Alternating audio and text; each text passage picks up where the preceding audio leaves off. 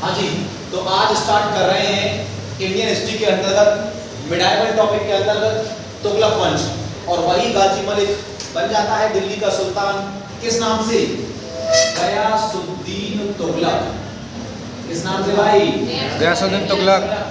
गयासुद्दीन तुगलक।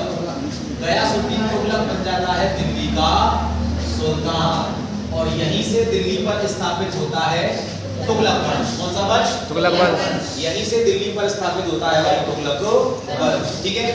दिल्ली सल्तनत में आने वाले चारों मुस्लिम वंश, प्राथमिक चारों, मुसलमानों में जाति से तुर्क थी, गुलाम भी जाति से तुर्क, खिलजी भी जाति से तुर्क, मुस्लिमों में तुगलक भी जाति से तुर्क, और इसके बाद सैयद भी आएंगे, वो भी जाति से तुर्क। ठीक है भाई। चलिए अब देखिए वहां पर क्या होता है। तुगलक वंश की बात चलती है। गयासुद्दीन तुगलक गाजी मलिक, और यही गाजी मलिक गयासुद्दीन तुगलक के नाम से दिल्ली का सुल्तान बना। बहुत महत्वपूर्ण चैप्टर है भाई, सुनना पड़ेगा। यहाँ से क्वेश्चन बाकायदा सल्तनत काल में पूछे जाते हैं, वो आपको देखते ही पता चल जाएगा। देखो भाई, ये है गयासुद्दीन तुगलक। गयासुद्दीन तुगलक के पुत्र का क्या नाम था? जोना खां। क्या नाम था? जोना खां। गयासुद्दीन तुगलक के पुत्र का नाम था जोना खां। जबकि इसके समय पर दिल्ली का सबसे बड़ा संत था, दिल्ली का सबसे बड़ा संत बाबा जी संत निजामुद्दीन औलिया। नाम भी सुना होगा, निजामुद्दीन औलिया। अरे दिल्ली का रेलवे स्टेशन निजामुद्दीन, हाँ तो वो इसी के नाम पर है। गयासुद्दीन तुगलक दिल्ली का सुल्तान, इसके पुत्र का नाम क्या? जोना खां। और इसके समय पर दिल्ली का सबसे बड़ा संत निजामुद्दीन औलिया। देखो ये सबसे बड़ी बात, गयासुद्दीन तुगलक ने मुसलमानों के दिल में जो था, जो वो चाहते थे, वो करके दिखाया। मतलब खुसरो शाह खिलजी की हत्या और अंततः बना दिल्ली का सुल्तान। तो इसे सर्वसम्मति से दिल्ली का सुल्तान स्वीकार किया गया। यानी कि इसका विरोध सत्ता पर बैठते समय और मरते दम तक इसका विरोध कभी किसी ने नहीं किया। अरे सर्वसम्मति से इसको दिल्ली का सुल्तान चुना है, तो इसका विरोध क्यों करेंगे? तो ये क्या था, सब इसका सम्मान करते थे, ये सबका सम्मान करता था। तो इसको जब ये पता लगी कि दिल्ली का सबसे बड़ा संत कौन है? निजामुद्दीन औलिया, तो इसने निजामुद्दीन औलिया को अपने दरबार में आमंत्रित किया। अब निजामुद्दीन औलिया के पास संदेश पहुंचा कि साहब सुल्तान ने आपको बुलाया है। तो निजामुद्दीन औलिया ने जवाब में भिजवाया कि देखो भाई, हम तो हैं संत फकीर इंसान, राजमहलों में हमारा क्या काम है? अगर तुम्हारे सुल्तान को मिलना है मुझसे तो वो आ जाए। उनके जैसे लोग बहुत मेरे दरबार में बैठे ही रहते हैं। तो कहा जाता है गयासुद्दीन तुगलक को इस बात का बहुत बुरा लगा। इसके बाद उसने और भी एक दो बुलावे भिजवाए, लेकिन निजामुद्दीन औलिया उसके राजभवन में, उसके दरबार में, उसके महल में नहीं गया। इस बात का जब इसे बुरा लगा, तो याद रखना इसका पुत्र जोना खां निजामुद्दीन औलिया का शिष्य था। तो इसने अपने पुत्र से बोला कि भाई तू निजामुद्दीन औलिया की संगति छोड़ दे, गुरु से रिश्ता तोड़ दे। ऐसी स्थिति में पता नहीं जोना खां के मन में क्या थी कि उसने अपने गुरु से कोई रिश्ता नहीं तोड़ा, तोड़ने की बात से बहुत दूर, खराब भी नहीं किया। उसने कहा, इसने सुन लिया, उससे ज्यादा कुछ नहीं हुआ। ऐसी परिस्थिति में क्या होता है कि गयासुद्दीन तुगलक के मन में ये बात बैठ गई कि ये व्यक्ति ऐसा है जो मेरा बिल्कुल भी सम्मान नहीं करता। निजामुद्दीन औलिया संत दिल्ली का भैया बहुत बड़ा। तो माना जाता है इस गुरु चेले की जोड़ी को तोड़ने के लिए गयासुद्दीन तुगलक ने लगभग 1324 में इस जोना खां को दिल्ली से वारंगल भेज दिया। कहां भेज दिया? वारंगल। वारंगल का मतलब है आज का आंध्र प्रदेश, जीतने को भेज दिया। इसने वारंगल पर विजय प्राप्त करी और जीत करके जब दिल्ली वापस लौटा, तो इसको सबसे पहले सूचना किसको देनी थी? अपने पिता और दिल्ली के सुल्तान गयासुद्दीन तुगलक को। पर इसने ऐसे ना करके सबसे पहले मिलने किससे गया? निजामुद्दीन औलिया से। तो याद रखना, ये वारंगल विजय के बाद में सबसे पहले मिलना था अपने पिता यानी दिल्ली के सुल्तान से, जबकि मिलने किससे गया? अपने गुरु निजामुद्दीन औलिया से, गुरु से। याद रखना गुरु है तो और बिल्कुल मैंने बताया नहीं, इसका पुत्र जोना खां और किसका शिष्य था? निजामुद्दीन औलिया का। तो माना जाता है गयासुद्दीन तुगलक को ये बात बहुत बुरी लगी और जिस कट्टर और दुश्मनी वाली निगाह से वो इसको देखता था, अपने पुत्र को भी देखने लग गया कि इस गुरु चेली की जोड़ी का कुछ ना कुछ तो करना पड़ेगा, नहीं तो भविष्य में ये कुछ ना कुछ कर देंगे।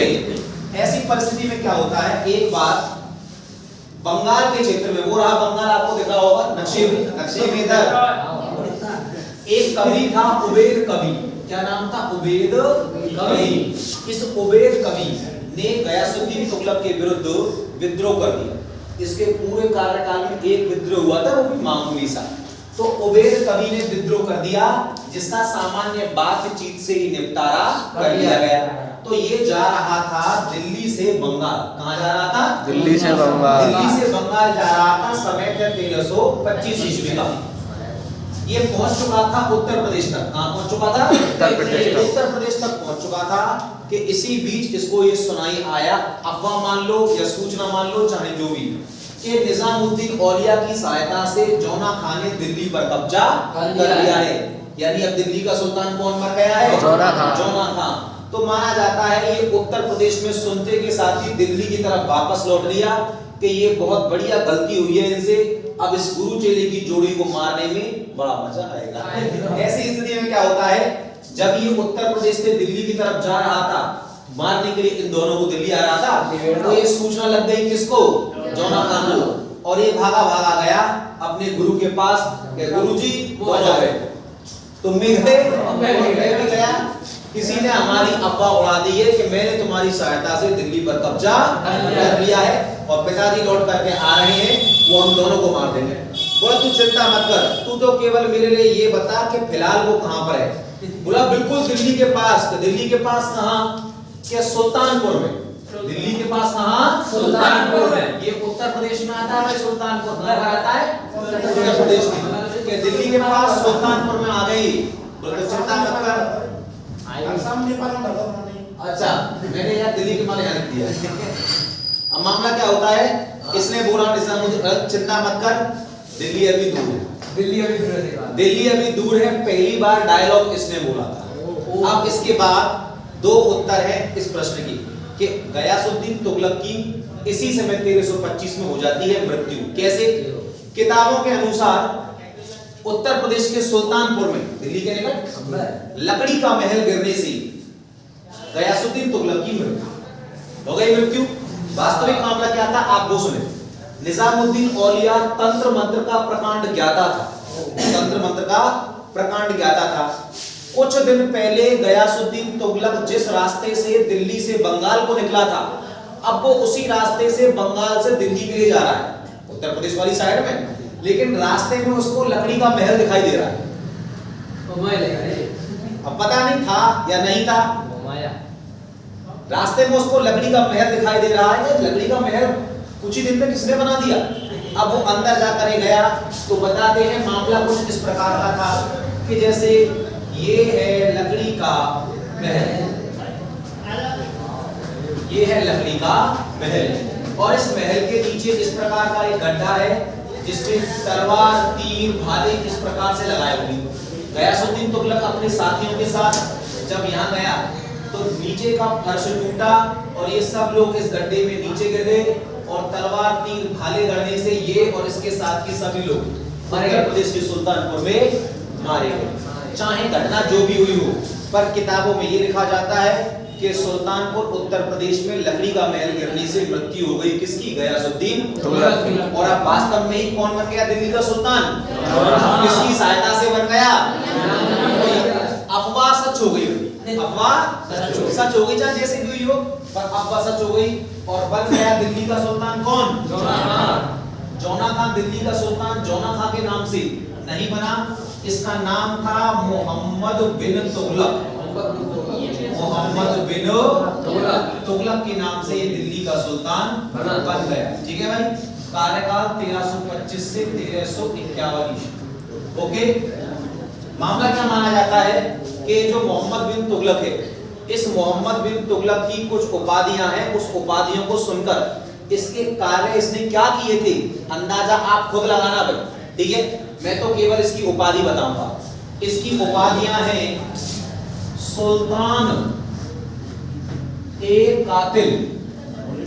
कार्यों का अंदाजा लगाना उपाधियों से। सुल्तान, ए आदिल, पागल सुल्तान, रक्त पिपासु सुल्तान, रक्त पिपासु सुल्तान, अभिनव योजनाओं का, अभिनव योजनाओं का सौदागर, अभिनव योजनाओं का सौदागर, और मुद्रा ढालने वालों का, मुद्रा ढालने वालों का राजकुमार, मुद्रा डालने वालों का क्या? राजकुमार। तो आप इन उपाधियों से इसका अंदाजा लगाइए कि इसने क्या कार्य किए होंगे। सुल्तान कातिल, सुल्तान आदिल, पागल सुल्तान, रक्त पिपासु सुल्तान, अभिनव योजनाओं का सौदागर और मुद्रा डालने वालों का राजकुमार। राजकुमार। अब आपको मैं ये बता देता हूँ इस व्यक्ति की कुछ खासियत। कुतुबुद्दीन ऐबक से और अब तक दिल्ली के जितने भी सुल्तान बने उन सभी सुल्तानों में सबसे ज्यादा साक्षरता है, सबसे ज्यादा पढ़ा लिखा, मोहम्मद बिन तुगलक। इतना पढ़ा लिखा कि एक बहुत ही इंटेलिजेंट गणितज्ञ था भाई, बहुत ही इंटेलिजेंट गणितज्ञ था, खगोल शास्त्र में बहुत अच्छा ज्ञाता था, खगोल शास्त्र में, और विज्ञान का भी बहुत अच्छा ज्ञाता था। कौन? मोहम्मद बिन तुगलक। मोहम्मद बिन तुगलक। इसके अलावा ये ज्योतिष शास्त्र भी जानता था। बिल्कुल। आपने देख लिया भाई किस प्रकार का ये साक्षात इंटेलिजेंट और पढ़ा लिखा व्यक्ति था। अब तक के दिल्ली सुल्तानों में सबसे बड़ा साम्राज्य था भाई इसका, सबसे बड़ा साम्राज्य इसका मोहम्मद बिन तुगलक का। तो देखा, सबसे बड़ा साम्राज्य है इस व्यक्ति का। ठीक, अब मामला क्या होता है, इसके कार्य सुनिए आप। इसका मानना ये था कि भाई पृथ्वीराज चौहान इसलिए मारा गया तराइन द्वितीय युद्ध क्योंकि उसकी राजधानी दिल्ली थी। आक्रांता फटाक से यहाँ पहुंच जाते, दिल्ली पे हमला करके सत्ता को गिरा देते और पूरे देश में फिर उनका कब्जा हो जाता है। अगर ये राजधानी यहाँ ना होकर के भारत के अंदर होती तो पृथ्वीराज चौहान को तैयारी करने के लिए कितना बढ़िया मौका मिल जाता। 10-15 दिन भी उसको मिल जाते तो किसी कीमत पर मोहम्मद गोरी सक्सेस नहीं हो पाता। तो राजधानी दिल्ली खतरे की घंटी है, बॉर्डर के बहुत ज्यादा दूर नहीं है, काफी कुछ नजदीक है। जो भी है, ऐसी स्थिति में इसका साम्राज्य दक्षिण भारत के काफी अधिकांश क्षेत्रों तक था। तो ऐसी स्थिति में राजधानी ऐसी जगह बनाई जाए जो एक तो विदेशी आक्रांताओं से सुरक्षित हो और दूसरा बात उत्तर भारत दक्षिण भारत के मध्य दोनों को हैंडल किया जा सके। तो इसने अपनी राजधानी बनाने की घोषणा करी महाराष्ट्र का दौलताबाद। क्या चीज? महाराष्ट्र का दौलताबाद। दौलताबाद इसने अपनी राजधानी बनाने की घोषणा करी। ठीक है भाई, जब इसने अपनी राजधानी दौलताबाद बनाने की घोषणा करी तो इसको बोलते हैं राजधानी परिवर्तन योजना। कौन सी योजना? राजधानी परिवर्तन योजना। और राजधानी इसने कहां से कहां परिवर्तित करी थी? दिल्ली से दौलताबाद। दौलताबाद महाराष्ट्र में। ठीक है भाई, दौलताबाद महाराष्ट्र में। ठीक, आज हम लोगों ने दिल्ली सल्तनत के 5 राजवंशों में से तुगलक, सैयद और लोधियों के बारे में जाना है। तुगलक और सैयद मुस्लिमों में जाति से तुर्क थे और लोधी अफगान थे। और इनके बाद अपना नेक्स्ट टॉपिक आने वाला है मुगल वंश। तो किस प्रकार से अफगानिस्तान और ईरान क्षेत्र से आए हुए विदेशी लुटेरों ने भारत पर आक्रमण करके सत्ताएं जमाई और भारतीय लोगों ने कैसे ना कैसे निजात पाने की कोशिश करी। इस टॉपिक का अगला चैप्टर रहेगा अपना मुगल वंश। अगली मुलाकात कब? तब तक के लिए जय हिंद, जय भारत।